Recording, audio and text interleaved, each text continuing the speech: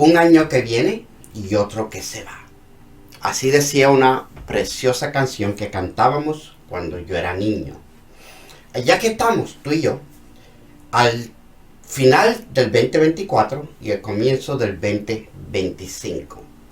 Yo estoy consciente, igual que tú, que Dios no mide el tiempo de la manera que nosotros los seres humanos lo medimos. Y mucho menos de acuerdo al calendario americano. Pero aquí estamos tú y yo. Y por esa razón yo le pido a Dios que me dé una palabra para su pueblo a final de cada año para el año que viene. Inclusive, si tú eres mi amigo en Facebook, todos los años yo hago un decreto que le he pedido al Señor que me dé para todos los que cumplen año el año que viene. Así que si tú no eres amigo mío en Facebook, tú no sabes de qué estoy hablando, pero todos los años yo le pido a Dios un decreto de cumpleaños en inglés y en español para poder bendecirte el día de tu natalicio. Una palabra profética. Hasta ahora, Ebenezer. Hasta aquí me ayudó Jehová. Y hoy quiero hablarte de la palabra que Dios me dio desde su trono para su iglesia. Es sencilla y es simple. En esencia, todo lo que Dios me dijo fue: dile a mi pueblo que marche. Y ahí está, las palabras de Dios para el 2025. Claro que yo, como tú, me quedé corto y dije: Señor, pero elabora. Y empecé a buscarlo. Lo busqué en su rostro, lo busqué en oración, lo busqué en adoración, lo busqué en la palabra. Le dije: dame más. Y entonces el Espíritu Santo empezó a ministrarme. Dile a mi pueblo que marche. Yo conozco esa palabra. Tú también. Está en Éxodos. Es poderosa. Y te la voy a disertar para que entiendas ciertos principios de cuando primero se dio esa orden. Y se la dio Dios a Moisés.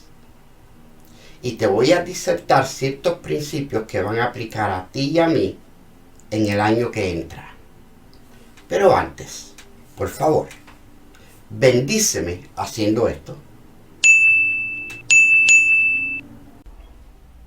Gracias. Esta palabra, dile a mi pueblo que marche, para mí quiere decir mucho porque yo la he recibido como rema de parte de Dios unas 4 o 5 veces. Esta es la 5ª o la 6ª vez. Y es la primera vez que la recibo para un año nuevo, de acuerdo a mi memoria.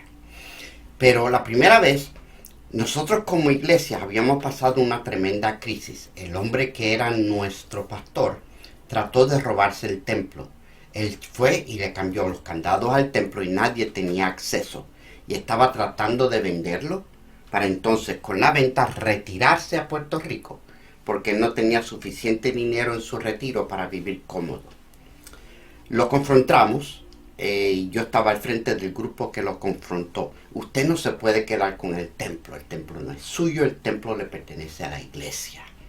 Si usted tenía una necesidad, debió haber hablado con nosotros y nosotros juntos hubiéramos buscado una solución.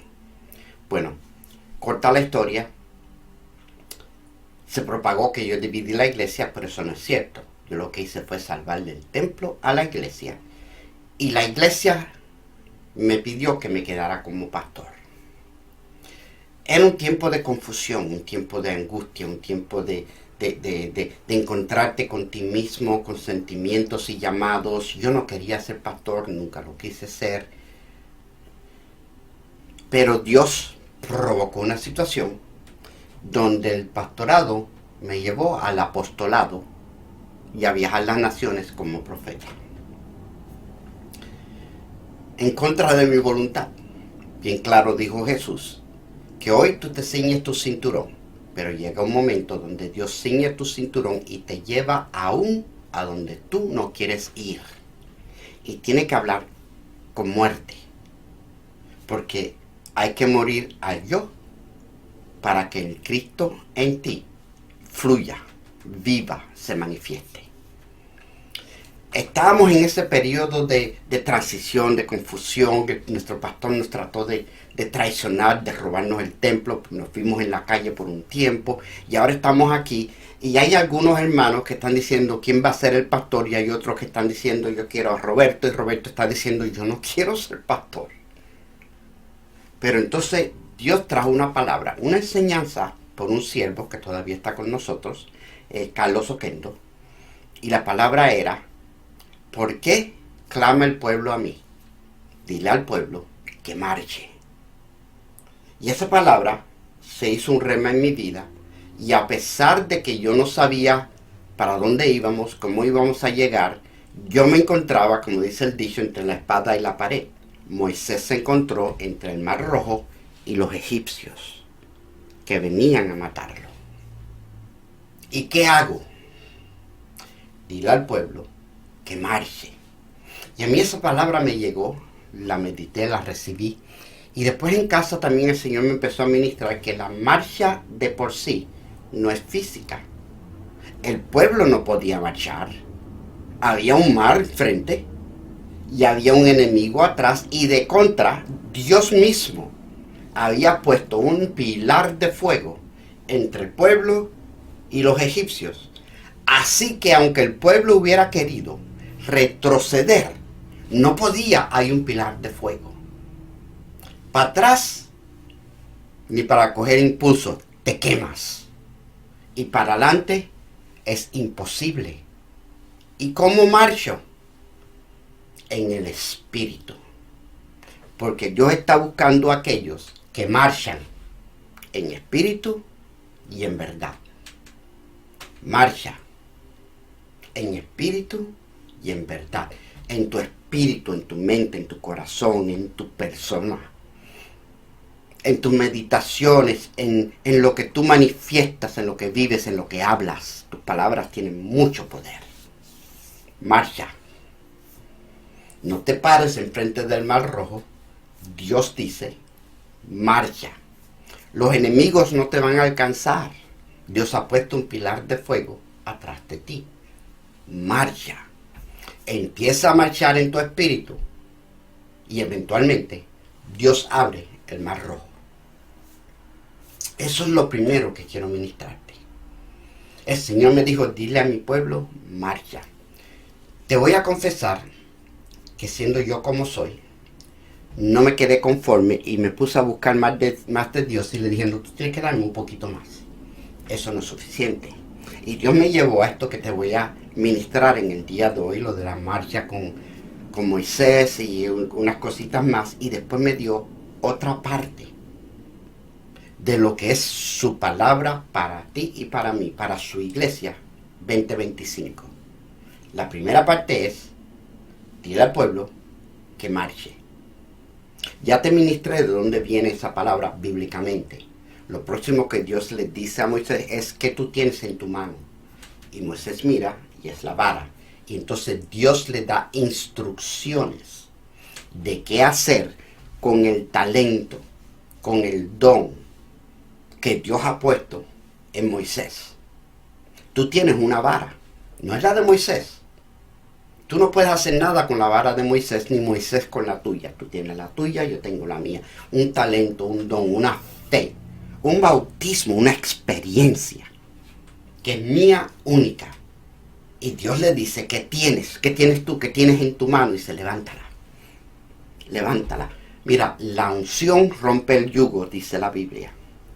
Yo conozco profetas que están enfermos, conozco apóstoles que están en derrota. Y muchos cristianos, bueno, ni hablar, porque no están fluyendo en su don. En el momento que tú dejas de fluir en tu don, te empiezas a pudrir espiritualmente. La unción pudre el yugo. Si no hay unción, el yugo te pudre a ti. Fluye en lo que Dios puso en ti. Pídele a Dios que te revele. Mira, quizás tu don sea únicamente dar. Tú seas un alma dadivosa que respaldas la obra. Quizás eres evangelista y ya no te atreves a hablar.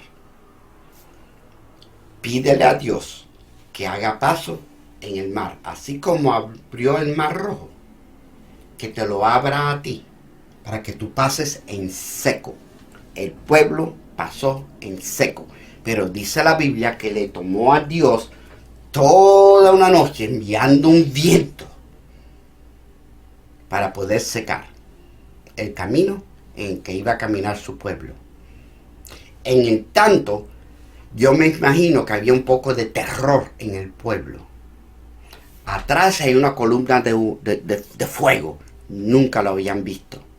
Detrás de la columna están los egipcios que vienen a matarnos. Alante de nosotros está el mar rojo que no lo podemos cruzar. Y allá está Moisés con la vara alzada y un viento que está abriendo el mar. Si tú estás ahí, tú estuvieras temblando. Si eres pentecostal, estuvieras hablando en lengua, tumbando sillas y meneando el pelo.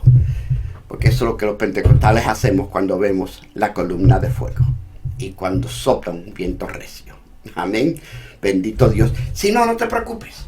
Pero de todas maneras, lo que estaba ocurriendo era la primera vez que ocurría.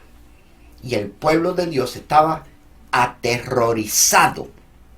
Acuérdate que el único que sabía que Dios le dijo, dile al pueblo que marche, era Moisés. No hay evidencia que nadie más escuchó más nada. Solamente estaban viviendo el momento. Pero sabían que había una promesa, una palabra profética sobre ellos. Déjame darle un poquito de rewind, porque te quiero enseñar un par de cositas que Dios me manifestó para el 2025 que tienen que ver con esto de dile al pueblo que marche. Los otros días me preguntó una sierva de Dios, una mujer sólida en Cristo. Me dijo, apóstol, usted que es tan, ¿cómo que me dijo? Inquisitivo y curioso. ¿Por qué Dios le endureció el corazón a Faraón? Cuando Moisés iba y le decía, deja ir a mi pueblo, el Faraón se contristaba porque veía las plagas, pero después al otro día Dios endurecía su corazón. ¡Wow! Tremenda pregunta. Líderes de naciones que han visto la mano de Dios y endurecen su corazón. Dios les endurece el corazón. Porque yo estoy consciente, lo enseño y lo predico, que si tú crees en Cristo es porque Dios te abrió el oído para oír y el corazón para recibir. Y Él te llamó a ti, te escogió a ti, te salvó a ti. Tú todo lo que hiciste fue responder a un llamado que tú y yo recibimos, pero hay millares que nunca lo recibieron. Muchos los llamados y pocos los escogidos, amén. Hay algunos que nunca fueron llamados. Pero a ti y a mí se nos ha concedido no solamente ser llamados. Contestamos positivamente el llamado. Y eso nos hace escogidos. Tú no me escogiste a mí, dijo Jesús. Yo os escogí a vosotros. El pueblo de Dios está en Egipto. Estamos hablando acerca de por qué Dios le endureció el corazón a Faraón. En Génesis termina con que había un hombre llamado José. Fue vendido por sus hermanos, lo vendieron como esclavo, paró en Egipto, pasó unas tribulaciones y unas pruebas impresionantes. Dios lo levanta y llega a ser la mano derecha del faraón, el rey del mundo en ese momento, la nación más poderosa. Y aquí está, este joven, y es la mano derecha del faraón. Por intervención divina, Dios le provee a su pueblo Israel y sus hijos una tierra en Egipto, la tierra de Gosén. Cuando Jacob y su tribu llegan a Egipto, se encuentran a su hijo José en un lugar de preeminencia. José le dice al rey del mundo, dame esta tierra, lo mejor de la tierra, dámela a mí para la casa de mi padre. Y Faraón se lo otorga. Así que el pueblo de Israel, los hijos de Israel, vivían en la mejor tierra, la tierra de Gosén, en Egipto. Cuando José está por morir, José decreta una promesa que se le había sido dada a los padres de sus padres, a Abraham, de que había una tierra que Dios les había prometido. Y José profetiza y dice: Jehová nuestro Dios nos va a visitar y nos va a sacar a la tierra que nos prometió a nosotros, a nuestros padres y los hijos de los hijos. Y habla bien lindo, aquí te lo voy a poner, léalo mejor porque yo no lo estoy diciendo muy bonito. Pero hay una promesa de Dios sobre tu descendencia, sobre tu fidelidad, sobre tu llamado, sobre el hecho de que tú te convertiste. Tú tienes promesas en tu vida. Yo en mi casa serviremos a Jehová. He aquí, yo sé los pensamientos que tengo acerca de vosotros, dice Jehová, pensamientos de bien y no de mal, para darlos el futuro, el bien que ustedes están esperando. En inglés dice a future and a hope. Precioso. Tú tienes promesas de Dios sobre tu vida. Y José reclama las promesas. Y entonces le dice al pueblo: Jehová Dios los va a visitar, como prometió. Cuando Él lo haga, no dejen mis huesos aquí. Llévenme con ustedes a la tierra que Dios nos prometió. Tremendo. En Egipto había un mausoleo donde estaba el cuerpo, el cadáver de este hombre llamado José, que pertenecía a aquella tribu que está en José. Pero como él era realeza egipcia,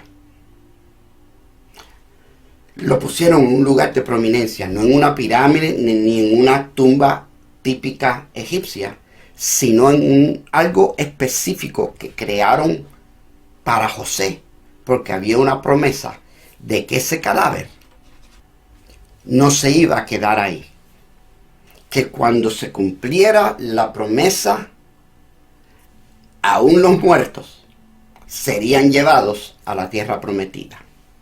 Tipo de resurrección, tipo de rapto, si puedes verlo.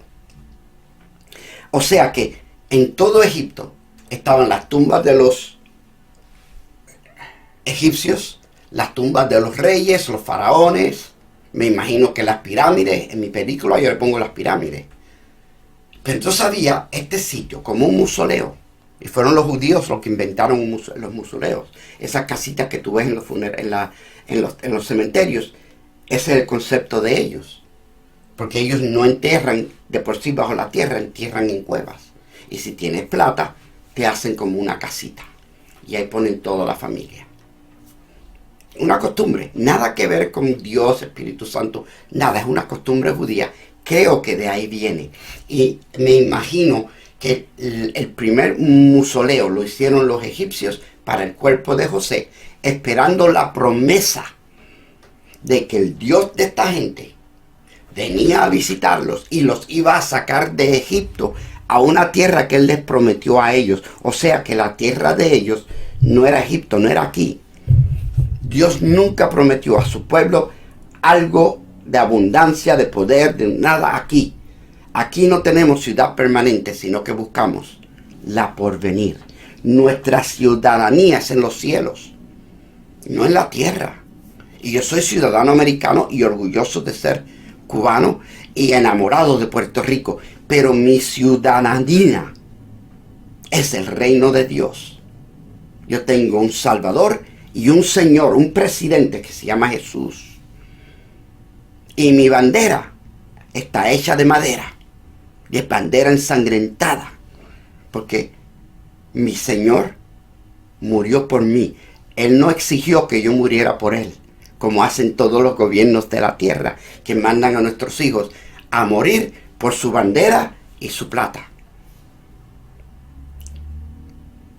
Eso estaba en el pueblo de Egipto. Un mausoleo, testimonio de que había un Dios que le prometió a este pueblo que venía a buscarlos, así como nuestro Dios nos prometió a nosotros que viene a buscarlos, y es pronto, es ya. Dile a mi pueblo que marche, que no se pare, que no se duerma, que no se enfríe. Dile a mi pueblo que marche en espíritu y en verdad, con amor, con pasión, con paz y con dones y poder y unción del Espíritu Santo. Porque no es con palabrerías que se predica el Evangelio, es con Espíritu Santo y fuego. Había un mausoleo a aquel hombre José que había salvado a Egipto. Mira qué testimonio. Pero dice la Biblia que pasaron generaciones y se levanta un faraón. Pude haber dicho un fariseo, que no conocía a José, y como no conoce a José, no conoce al Dios de José, ni el poder de la palabra del Dios de José. Y decide que esta gente que está creciendo y prosperando y siendo bendecida son una treta para él. Y alguien tenía que haberle dicho, y yo me aseguro que se lo dijeron desde que era niño: esa gente no se queda aquí, esa gente está esperando la promesa de que vienen a ser redimidos. Su Dios los va a llevar a la tierra que les prometió. Ellos no se quedan aquí. Pero Faraón no creyó y empezó a perseguir el pueblo de Dios.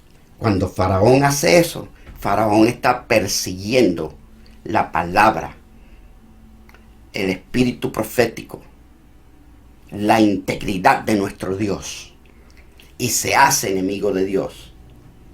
Y yo creo sinceramente que por eso Dios permite, o Dios le endurece el corazón a Faraón, porque Faraón no tenía por qué perseguir al pueblo de Dios. No había razón ninguna, ni económica, ni religiosa, ni nacionalista, ni política, ninguna razón. Estaba escrito, estaba profetizado. Hay un mausoleo que es testimonio de que esta gente está esperando que su Dios los visite y los saque de Egipto. Trátalos bien para que se vayan en bendición cuando se vayan. Bendícelos cuando se vayan, porque ellos te van a bendecir mientras están contigo. Pero no hay esa mentalidad en el mundo político, ni religioso. Y cuando tú unes estos dos, peor todavía. Y por eso Dios endurece el corazón de hombres y mujeres en posiciones de poder, que sabiendo la verdad la niegan porque no les conviene, o por orgullo, o por lo que sea. Y sobre ellos vienen plagas. Plagas. Te dije anteriormente que José, Dios le permitió encontrar favor con el faraón y le pidió la mejor tierra. Y al pueblo de Dios le dieron una tierra que se llama la tierra de Gosén.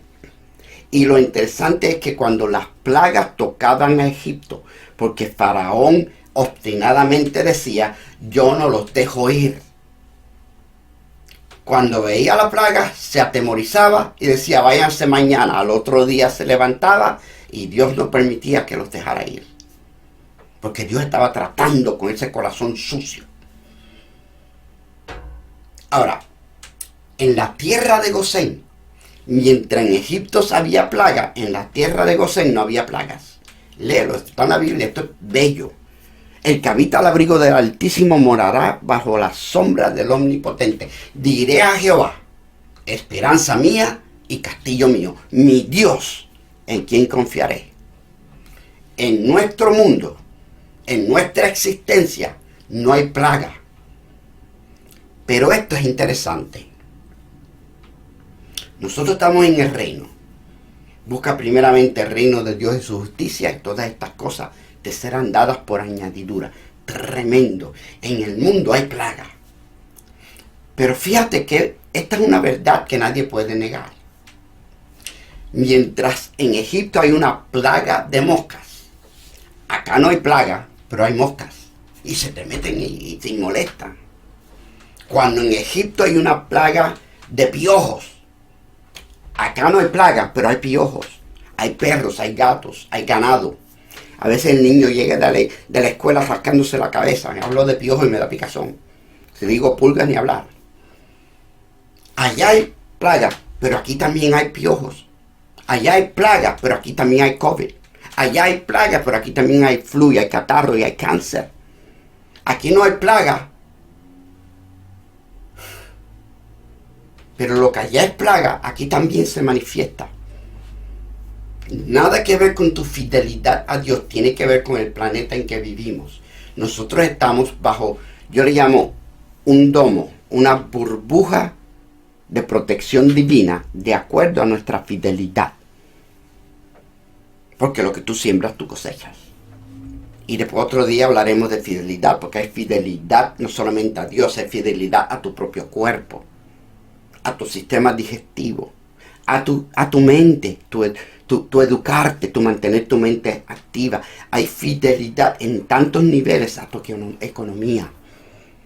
En tu economía, si tú no eres fiel a Dios con tu economía, tú no esperes prosperar económicamente. Prosperarás espiritualmente, pero no económicamente. Siembra y cosecha. Y en la tierra de Gosén, en el reino de Dios, en la tierra de los hombres y mujeres espirituales como somos tú y yo, las plagas no tocaban, pero había consecuencias de vivir en este planeta. Pero hay una excepción, una. Esto a mí me vuela los sesos. La única plaga que iba a tocar la tierra de Gosén era la muerte de los primogénitos.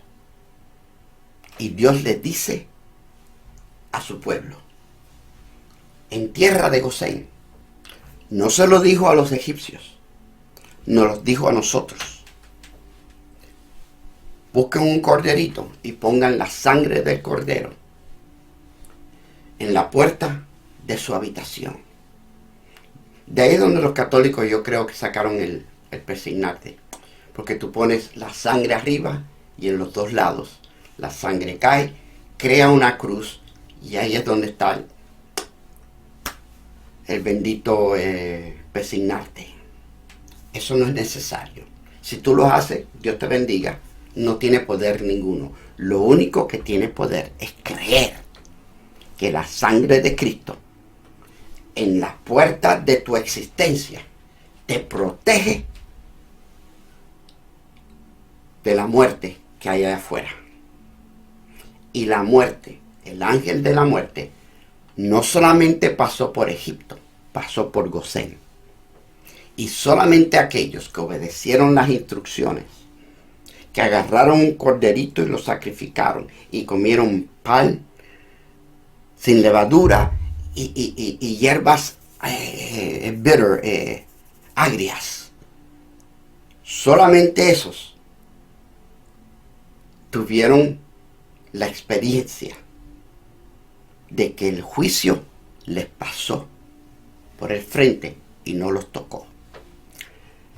Yo me pregunto, no hay evidencia bíblica ninguna de esto, pero yo estoy seguro que hubo algún judío, algún recalcitrante cabeciduro, judío que dijo, yo no voy a hacer esto, no, nena, este corderito, mira, yo lo escondo aquí y mañana cuando nadie tenga corderito, yo se los vendo. Y con esto sacamos para pagar el techo, el seguro del carro, el celular de la nena. Hubo alguien que no obedeció las instrucciones. Hubo alguien que no creyó.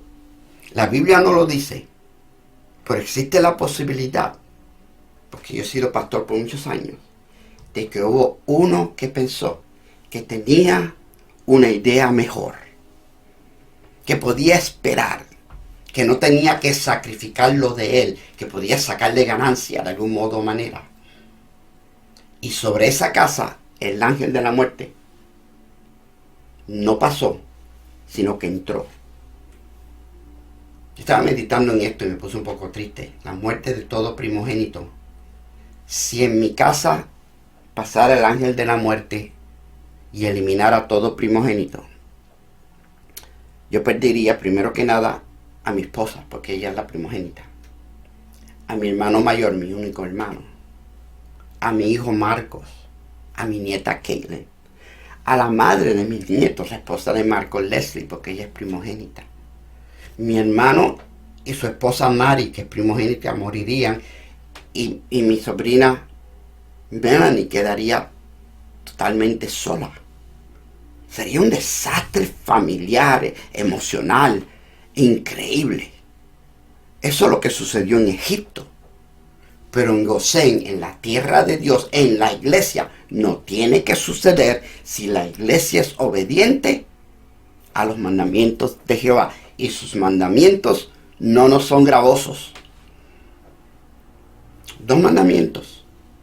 Amarás a Jehová tu Dios con todo tu corazón, toda tu fuerza y toda tu mente, y amarás a tu prójimo como a ti mismo, aún al desgraciado que no quiere que tú lo ames, aún al que te insulta y te maldice, ámalo. Esos son los 2 mayores mandamientos.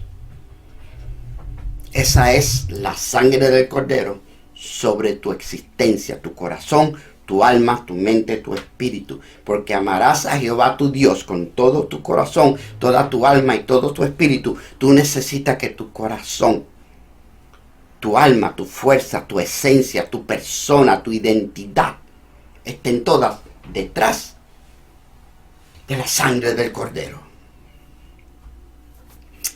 Ahí es donde la plaga de la muerte no te puede tocar. Bendito sea el nombre de Jesús. Lo próximo que te quiero hablar de Moisés, y es la segunda parte de la palabra que Dios me dio después que yo persistí. No, dile a mi pueblo que marche, no, dime otra cosa, dame más, yo quiero más. Yo quiero más para mí, no solamente para ellos, para mí. Y esta es la palabra que Dios me dio. Dios me llevó a un momento en la vida de Moisés donde Dios le da instrucciones y le dice, sal de aquí, ve para allá. Y Moisés le dice, espérate, tiempo. Si tú no vas conmigo, no me saques de aquí. Si tú no vas conmigo, yo no voy. Yo marcho. Yo marcho. Pero tú tienes que ir conmigo. Y esto es lo próximo que Dios me dijo que te diga. Dile a mi pueblo que marche, que yo voy con él.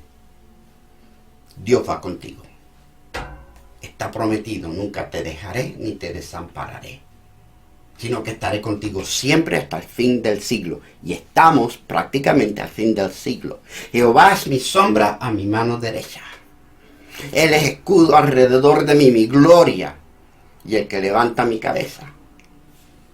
Y tú y yo habitamos al abrigo del Altísimo y bajo la sombra del Omnipotente. Marcha, Jehová va contigo. Hay un pedacito más, te lo tengo que ministrar.